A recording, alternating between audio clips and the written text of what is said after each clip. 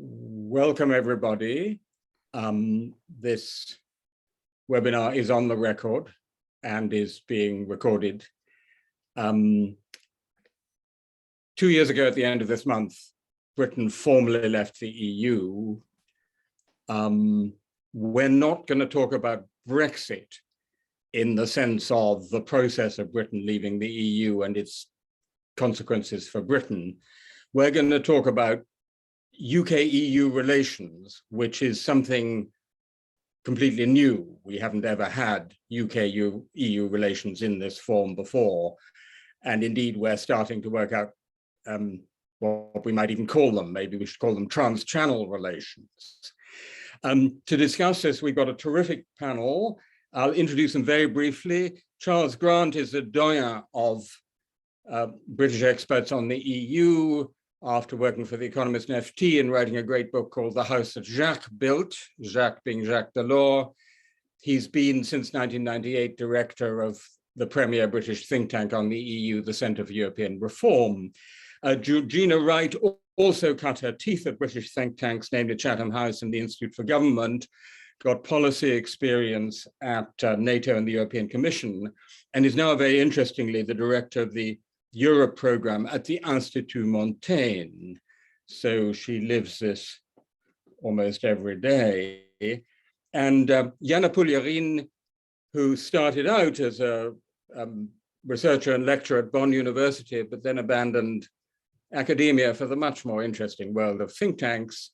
And she worked in the Bundestag and then for DGAP, which is the leading German foreign policy think tank, and is now the head of the Berlin office of the European Council on Foreign Relations.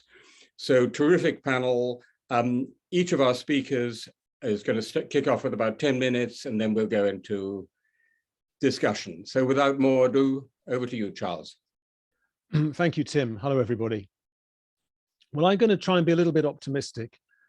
We are now in clearly a situation where relations between the UK and the EU are pretty damned awful, about as bad as they could possibly be supposed to become. I think they're going to get better slowly and with difficulty and gradually over the coming years. I mean, there's two things that determine the state of the relationship. One is the tone and one is the substance. The tone, with David Frost in charge of the negotiations, was pretty frosty, to put it mildly. Pronouncements by Priti Patel and Boris Johnson didn't help either. On the substance, the fact that we tried to renegotiate, we meaning the British tried to renegotiate the Northern Ireland Protocol that we'd only signed quite recently and negotiated ourselves, didn't help. But I think the tone is perhaps already changing since Liz Truss took over as the chief negotiator. She does, I believe, see the bigger picture, which is that if you want to stand up, if the West is going to stand firm and united against Russia and China and the threat they pose, you can't have Britain being semi-detached from its European partners, and that it does require a better EU-UK relationship. I think that's where she's coming from, but I don't claim to know her mind well.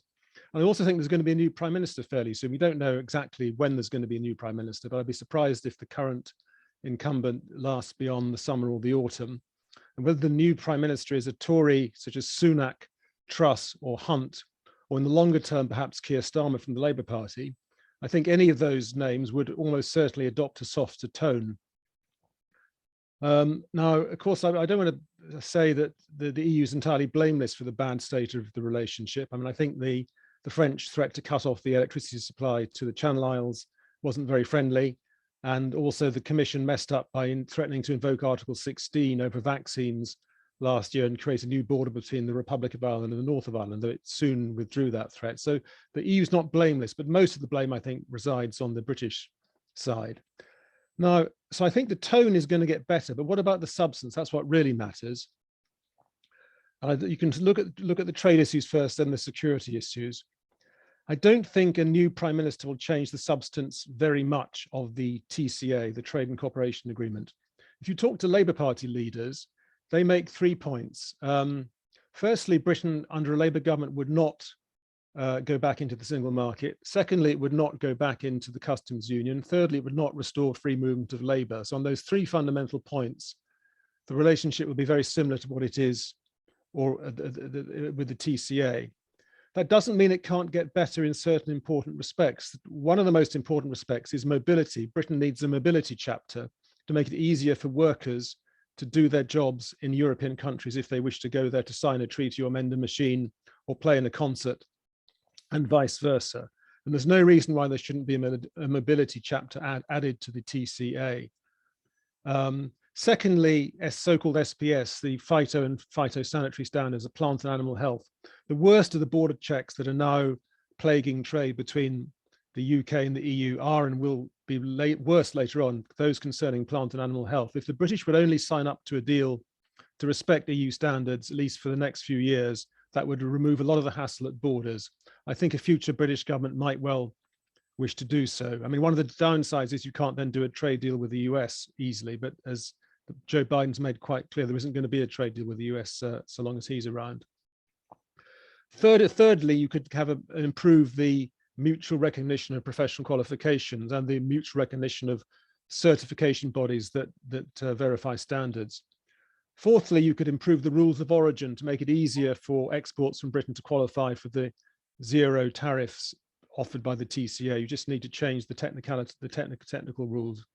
Fifthly, why don't we rejoin the Erasmus scheme as to student exchanges? Now, some of these changes are not particular that I'm suggesting, which I think future governments in Britain would want, are not particularly in the interests of the EU. Rules of origin and certification bodies, for example, if the British don't get what I'm suggesting they should have, that's actually probably better for the French, better for European companies, European industries, European certification bodies. So we can't get any change without a lot of goodwill on the EU side, but that gets back to the tone. I think if we improve the tone, we can generate some of the goodwill that would allow us to get a better deal. Secondly, security, having considered trade a bit. Well, the EU wanted to deal with the British on security for fairly obvious reasons, because Britain has so much to offer on foreign policy and defence, but the British refused to do such a deal. I think the British do need a deal on foreign policy for three reasons. Firstly, if there was a structured relationship which allowed Britain to be kind of plugged into EU policy making on foreign policy without obviously having a vote, then that would allow Britain to be more influential on the EU, on EU policy. Secondly, it would gather intelligence more easily. Thirdly, it would allow it to forge friendships and alliances, which it certainly needs at the moment. I think the EU does need to change its attitude a bit by pushing the British out of the Galileo satellite scheme by offering Britain membership on fairly humiliating terms. That wasn't very encouraging. The French would have to recognise that on a defence mission, if Britain provides a large amount of troops, then it would need to be given a serious role in the planning. So the EU has to move as well, and the French have to move a bit. But I think they would if the British wanted to move. I defer to Georgina on this, but I think that on the whole question of strategic autonomy, which I know she'll say a word about, the French are rather divided as to whether the British should be part of it or not. I certainly talk to French officials and those on the military side who understand, as I think correctly, that without the British, Europe isn't going to be a very credible actor in the defence sphere. Others perhaps are more keen to exclude the British. But again, I think if the British had a more constructive attitude and were friendlier, then they'd help to win over doubters on that. Just a very brief word on how I think the EU views some of these issues. I don't detect, when I talk to EU governments, much hostility to the British, so much as indifference and some sadness about what has happened. But what is striking is that the British really don't have friends anymore in the EU. For most of the last 3 decades I've been following, 4 decades following the British in Europe, the British had the Scandinavians, the Irish, the Dutch, the Danes. We've had our friends, more recently the Baltic countries. But really, because the British conduct over the last 5 years has been so annoying to our former friends, they've really given up on us. And I don't think we really have much in the way of friends anymore. It'll take quite a long time to build up these friendships again. The massive cuts to the Foreign Office budget, which are looming, will make it much harder to do so, I fear. Again, Jana will tell us what she thinks, but I don't think the new German government has any great love of or affinity for the Brits, nor does Emmanuel Macron, but both of them will be pragmatic and see the strategic benefits of a UK that is engaged in Europe. And so I do think if the British are prepared to make the move, they will probably respond to in some way. Finally, what do the British need to do to rebuild influence, which is another way of saying what do they need to do to make sure the relationship becomes more constructive?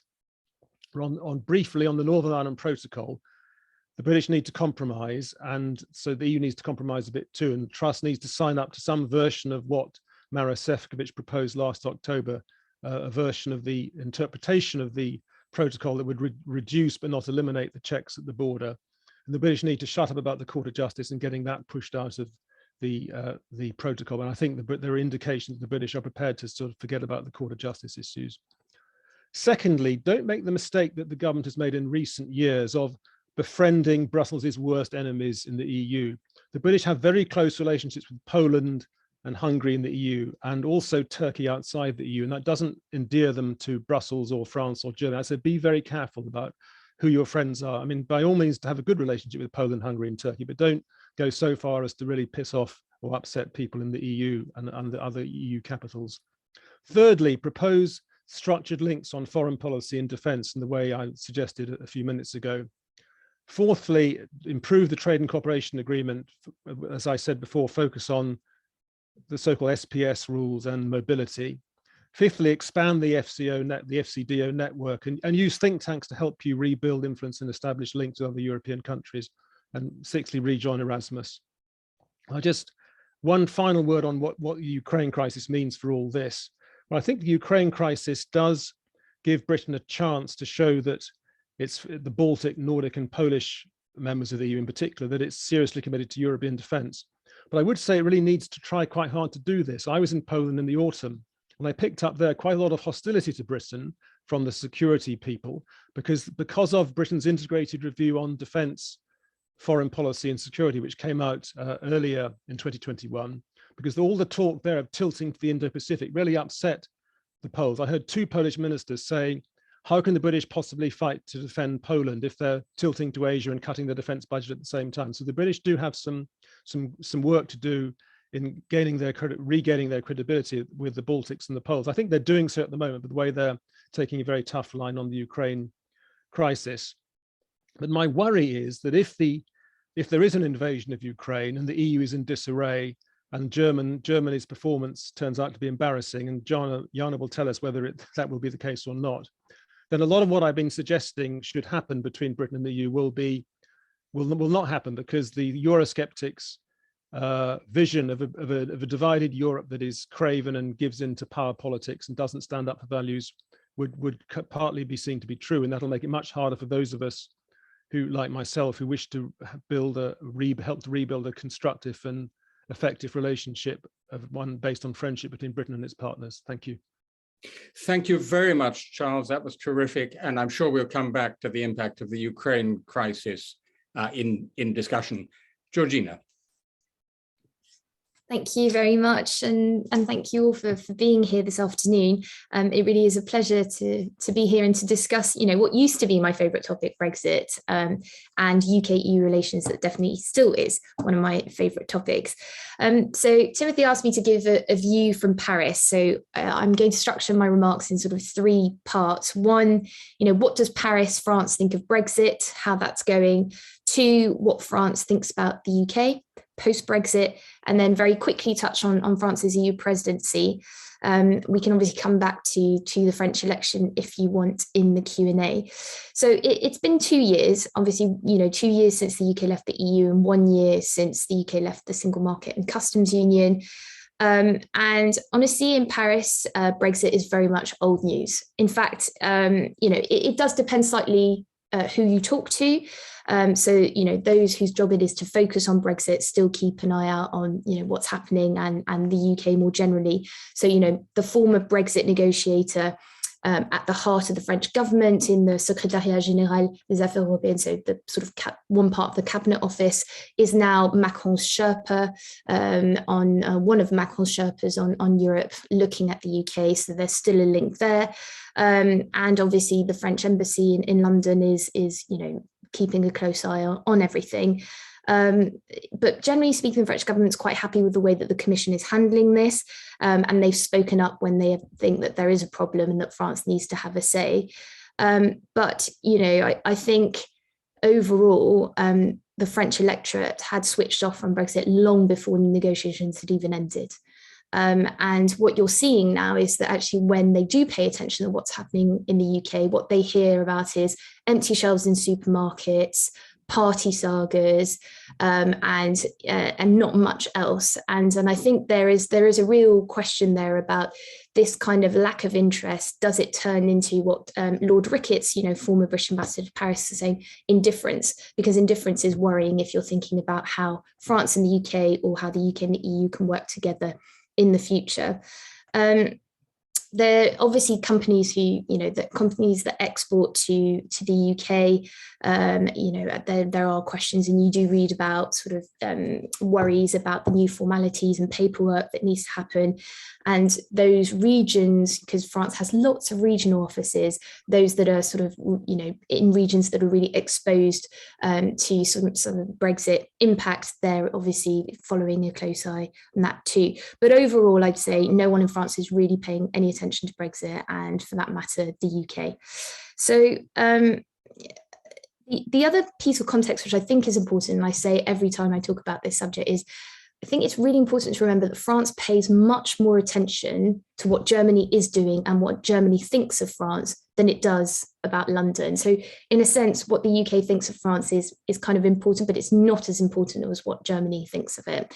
And I think this is really important in terms of context, and that you hear a lot about the Franco-German relationship, and obviously because of Macron's own EU agenda, the fact that the EU was at the heart of his domestic and foreign policy agenda, he knows he can't get anything done in the EU without Germany, and that is where his prime focus is.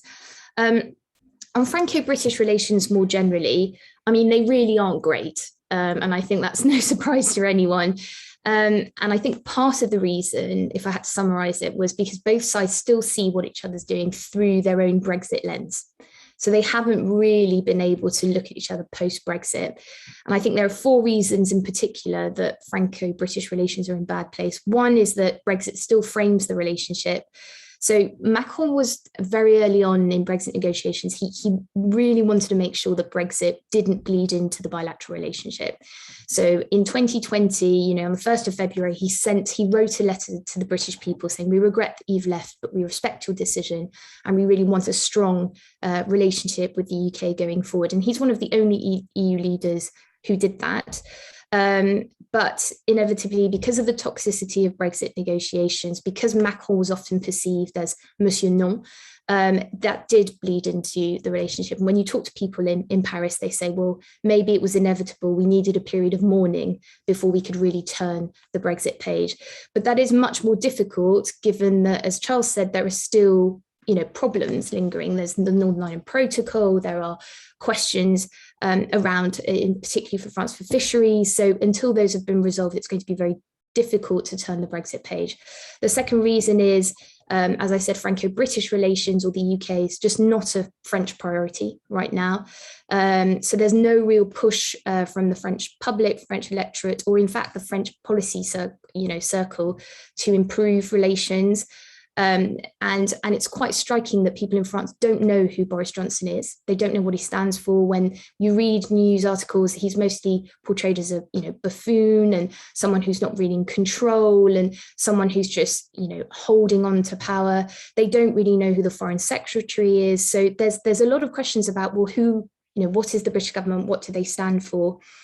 And as I said, given that the EU is at the heart of Macron's domestic and foreign policy agenda, given that everyone expects that he's going to run again and that the EU will continue to feature in his campaign, as long as the UK continues to have a confrontational tone towards the EU, it's going to be very difficult for Macron to justify a grand new revival in bilateral relations. So, but of course it goes both ways. And I'd say on the UK side, there is also a sense that France is, actively undermining the post-Brexit reality. And I'll come to that just now. So I would say that both sides think that both governments are tricky interlocutors.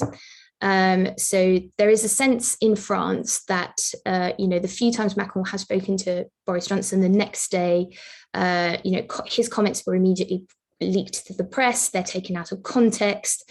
And obviously with AUKUS, that was magnified because there was a real sense that this distrust is all playing out in the open. We simply cannot trust the UK, even on issues that are of utmost security.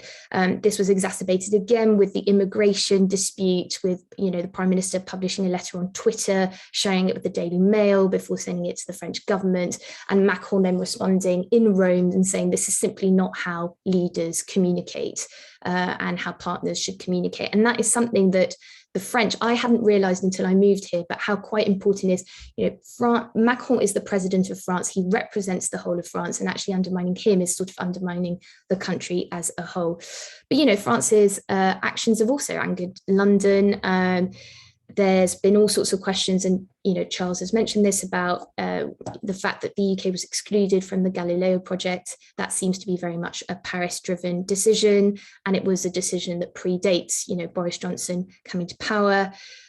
Some believe, some in London believe that France kind of all of a sudden used Brexit disputes right before sort of the G7 and the COP26 to try and overshadow those political events. And also Clément Beaune, who's France's EU secretary's comments sometimes on Twitter haven't been helpful either. And, many in the UK have considered them very provocative. So I think it really sort of cuts both ways. And the final, I think, reason why Franco-British relations aren't in a great place is just because of timing. The UK is still very much adapting to this post-Brexit reality. And I think so long as, as long as the UK sort of hasn't really introduced new things, like even this levelling up agenda, it's like to look a bit of interest in France. But given we're not really seeing what that is, that's not really, it just means that France isn't going to pay more attention than it should. And to contrast, to use a contrasting example, the fact that the UK was quick to intervene in Ukraine to send armaments and everything else, that did spike interest. So when the UK does do something different, then that will be a cause for interest. But with the presidential election looming, the fact that the EU is so important to Macron's agenda, this just isn't the time to kind of reset bilateral relations. But as I've written before, that shouldn't prevent more engagement at the level of officials. Very finally, would it make a difference who is in the Elysee? And my view is that good personal relations between the two leaders are important, but they're certainly not everything. Macron and Johnson, from what we hear, get on, but I suspect they don't entirely trust each other.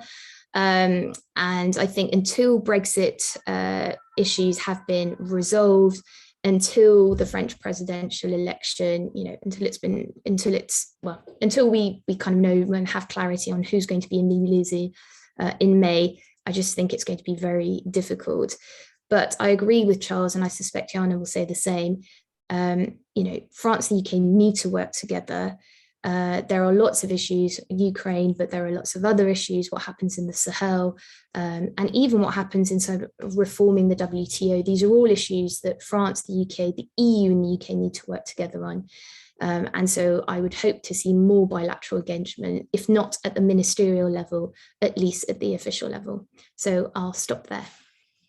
Thank you very much, Georgina. When you mentioned the French media's characterization of Boris Johnson and said they don't know him, it sounded a pretty accurate portrait to me. I'll leave that aside. Jana.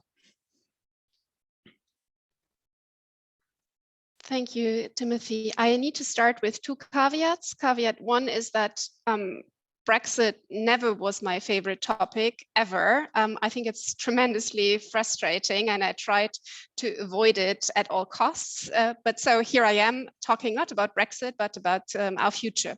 And the second caveat is that my kids are running around in this apartment and I tried to silence them and to tell them to keep quiet, but my parental skills apparently are a bit underdeveloped. So apologies for the noise.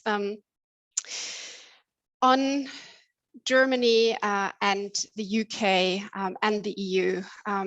So the new German government actually sees Britain's place in the present and the future of the EU very much like the old one. So unlike in other policy areas, for example, China or Russia. I think the change of government in Germany actually didn't matter a lot. So the old government and the new government are pretty much in line when it comes to how to approach the UK and how to carve out a role for the UK when it comes to relationships with the EU.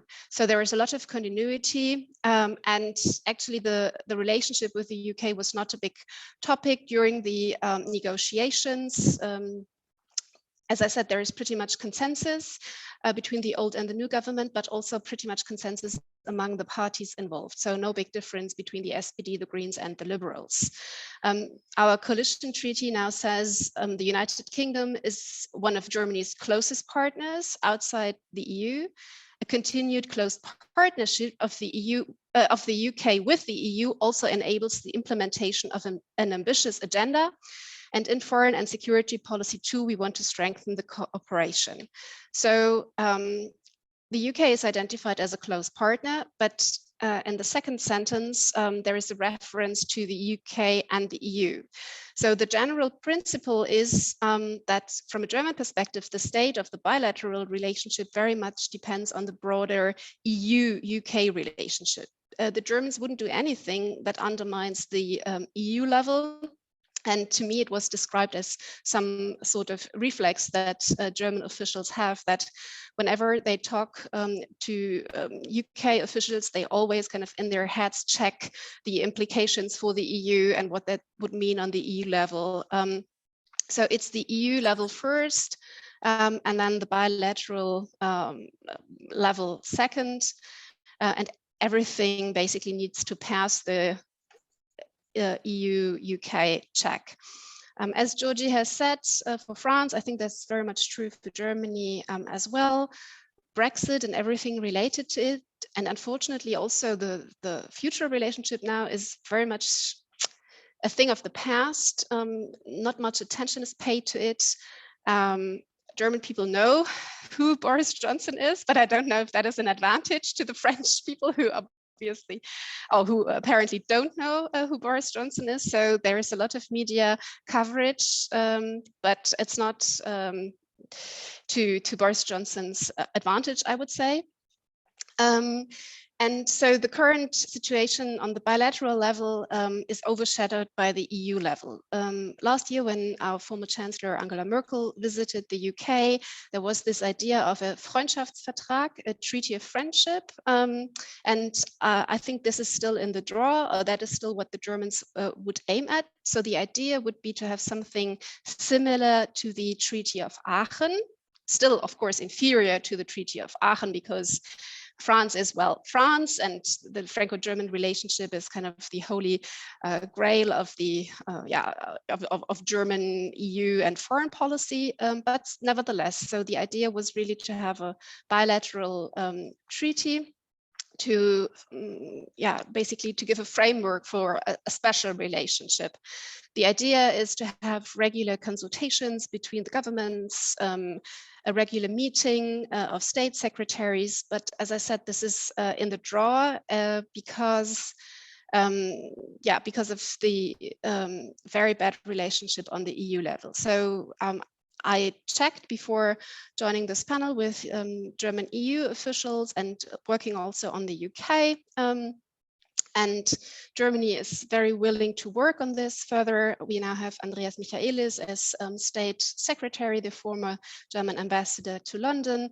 So there is a lot of willingness, but the relationship is strained due to the lack of progress on the EU level. And I liked Charles's expression, "It's damn awful." I think that is, I would share this from a German perspective. That is also how it's seen here. And the explanation is also that this is mainly due to British domestic politics. So the impression in Germany is that when David Frost resigned because the UK government was so divided, there was actually a lot of hope that Liz Truss would be more conciliatory. And Charles, you said that you think that the situation got a bit better under TASS, and that was the German hope. But I've heard that this did not materialize so far, and that, yeah, the relationship has not really gotten better. For the Germans, the Northern Ireland Protocol is the elephant in the room that blocks anything else, even progress on other issues like financial services. And for the Germans, and that was emphasized several times when I spoke to officials, is that this is also, that created a big loss of trust, because, yeah, the Germans, I think, are still shocked that somebody would sign a treaty, an agreement, and then kind of call it into question immediately afterwards. So that is, yeah, that destroyed a lot of confidence and trust. And as long as this is not solved, I'm afraid that, yeah, that this overshadows progress on many other issues. So, yeah, officials said they have parked this other aspects. So some very big worry seen from Germany is that the UK has shown no intention to be closely aligned to the EU when it comes to foreign security and defense policy. So in the integrated review, the EU was hardly mentioned. And so the UK, it seems that it doesn't want to be plugged in the EU's decision-making processes and in the whole kind of foreign security and defense policy machinery. And the problem is, from a German perspective, and I think we differ here with the French, is that you have to understand, from a German perspective, these institutions like the European Union, but also NATO, kind of are the main frameworks through which we do foreign policy. So Germany is much less eager than, for example, France to join small bilateral or trilateral or whatever multilateral formats, European formats that are not EU formats. Germany does this, of course. We did the E3 format several times, but it's just something that we are always afraid undermines EU cohesion. So our main framework that this new coalition also wants to strengthen very much is the EU as a foreign security and defense policy actor. And so we are not really keen to invent all sorts of security clubs and to see them popping up like mushrooms.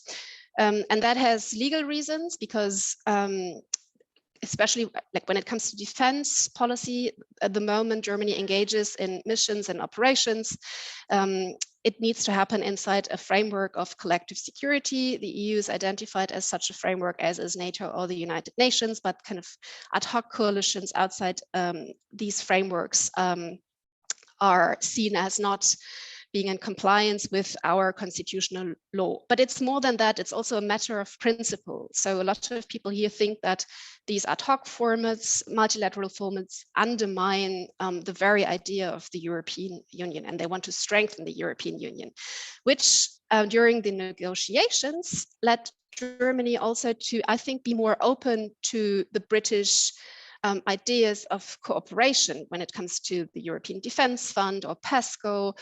I think France was the big blockage here, the country that was kind of the stumbling block, and Germany was more with the Dutch or the Swedes more open. But then, I mean, all this did not materialize. But so Germany would like to develop the EU into the main hub, and is, I think, more open to have attractive docking mechanisms for third countries, because it is less willing than France to join an alliance with the UK outside the EU. So, but foreign policy, maybe coming to a closure here, foreign policy is actually I'm going quite well compared to other areas. Also bilaterally, there is this joint declaration between Raab and Maas from summer 2020, laying the ground for a lot of things. And also one has to admit that the AUKUS scandal is was not perceived as that much of a scandal here in Germany. I think the outrage that we've seen in France was not shared in Germany. So this is not such an issue in the bilateral relationship as it might be with France. So what the Germans want to where the Germans want to cooperate with the UK is, for example, on global health, fighting the pandemic, climate, but also geopolitics, European security, ideally as closely linked to the EU or NATO as possible, but also on Russia and China. And in the current crisis, I think that the cooperation went quite well from a German perspective. London has signaled to Berlin that it wants to cooperate. The Quad has met. So I think there is a good exchange. However, what I have heard from German officials is that they get a lot of criticism because of Nord Stream 2 and their overall ambiguous position. And so although there is a lot of cooperation, I think it's not entirely clear from a British perspective where Germany stands right now. And I can understand this from a personal point of view, that there are doubts, but I think this is also straining the relationship a bit. Yeah. Thank you very much, Jana. If people would like to put questions in the Q&A thread or simply say they would like to ask a question from the Q&A thread, I think we should be able to unmute you. Let me kick off with a comment and a question. The comment is that I think we need just to stop and reflect how extraordinary this story that you've been telling is. I mean, the relationship between Britain, Germany, and France inside the EU was one of the most important relationships inside the EU. No one would doubt that. And within a few years, it's become this extraordinarily thin, bad-tempered thing. That is historically a very interesting thing to reflect upon, that what we thought of as really permanently strong ties within the EU can be so emasculated so quickly. I think Wolfgang Ischinger said German relations with Britain are something like Germany's relations with Malaysia at the moment. The question is this: I mean, for at least 2 centuries, Britain's traditional European policy was balance of power. It was trying to find some states on the continent of Europe with whom to ally yourself against other states to preserve the balance of power. There were few periods where it didn't do that, but that was the standard British policy. And what a historian might say is, well, what we'd expect Britain to do sooner or later is to go back to that policy. Now, Charles mentioned the Nordics, the Baltics. Liz Truss, in her speech to the Conservative Party conference, did not mention Europe once, but she mentioned the Visegrad 4 and the Baltic 3. And so my question, I'll start with Charles, but then go to Georgina and Jana, is, do you think the temptation is going to come back for Britain to try to do that? For example, if there's a major European fallout over how to respond to a Russian invasion of Ukraine, with UK aligning with Nordics and Baltics, Germany and France being more on a softer line. And to Georgina and Jana, how do you see the possibilities of Britain becoming a dividing force inside the EU? Charles, would you like to kick off on that? Well, I think, as I already said, it is interesting how the British are trying to line up very closely with Poland, Hungary, and Turkey, as well as Australia, New Zealand, Canada, United States, Japan, very close British-Japanese relationship with them, as an alternative to the core European Union countries. Because these alternative countries I mentioned don't have very much in common. They have their own interests and disagree on many issues. You could possibly add in the Nordics and the Baltics to that. That's certainly the British wish. But ultimately, power in Europe lies with France, Germany, Italy, Spain, and the Brussels institutions. And I think it's very dangerous for Europe that Poland and Hungary are kind of splitting off from the rest of the EU on migration issues or rule of law issues, on green issues. That is quite dangerous. And the British under the current regime of Johnson and Truss, may well be very tempted to try and pick at those wounds and make them worse. But I think that'll fail, because ultimately, I mean, it was interesting, for all of the friendship between London and Warsaw we see in the Brexit negotiations. I remember I've talked to a Polish minister. I said, well, so you have a lot of sympathy with the British views on the Northern Ireland Protocol, I gather. So what are you going to do about it? Will you actually intervene and try and rein in Mr. Barnier? Oh, not at all. No, we have other fights. We have to other battles we have to fight with the French and the Germans and the Commission and the Council. So I think if the British do try and prise open divisions in the EU in this kind of way, they will fail to do so. And in the very long run, I would forecast the British will have to find ways of dealing with France and Germany, because the power in Europe lies essentially with France, Germany, and the European institutions. And the British need to think quite rapidly about how they rebuild ties with those two countries. It's not possible to be influential in Europe without working with those countries, in my view, though the British may seek to do so. Thanks very much, Charles. So, Georgina,